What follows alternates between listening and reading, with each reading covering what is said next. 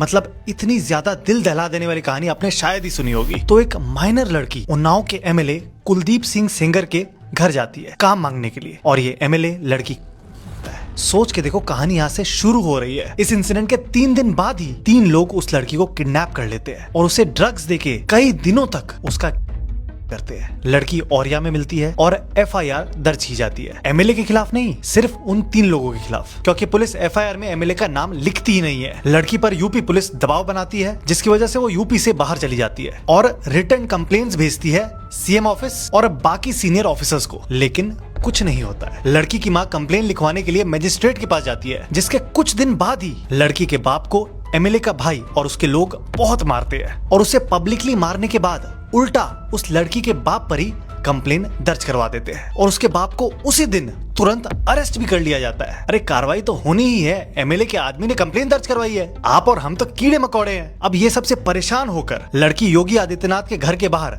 खुद को आग लगाने की कोशिश करती है। लड़की तो बच जाती है, लेकिन उसके अगले दिन क्या होता है पता है? लड़की के बाप को पुलिस कस्टडी में मार दिया जाता है। सोच के देखो, बेटी के साथ हुआ और उसके खिलाफ विरोध करने पर मार दिया गया। और इतना सब कुछ हो जाने के बाद भी एमएलए को अरेस्ट नहीं किया जाता है, एमएलए के भाई को अरेस्ट किया जाता है। एसआईटी बनती है और केस सीबीआई को दिया जाता है और फाइनली एमएलए के खिलाफ केस रजिस्टर होता है और उसे सीबीआई की कस्टडी में लिया जाता है। अब एक और हैरानी वाली बात बताता हूँ। लड़की के बाप के कस्टोडियल डेथ वाले केस में जो मेन गवाह होता है वो भी सडनली सस्पिशियस कंडीशंस में मरा हुआ मिलता है। और इसी सब के बीच उन्नाव से ही बीजेपी के एमपी इस एमएलए से जेल में मिलने आते हैं और थैंक यू बोलते हैं। और अभी तो रुको, इस काले कानून का जलवा अभी बाकी है। लड़की के अंकल को अचानक 10 साल की सजा सुना दी जाती है, वो भी 20 साल पुराने एक केस में जो इस एमएलए ने ही दर्ज करवाया था। और इसके बाद जो होता है, ये लड़की, उसका लॉयर और 2 आंट्स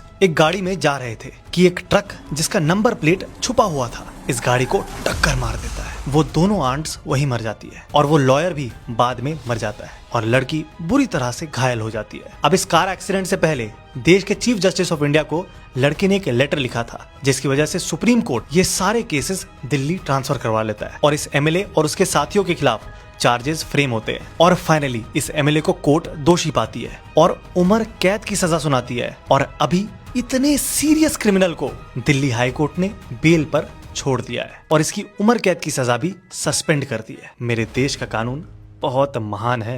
लेकिन पुलिस उनके पीड़िता और उनके साथ वालों को उठा लेके इंडिया गेट से घर तो उनका उन्नाव है, घर तो उनका उन्नाव है। दिल्ली से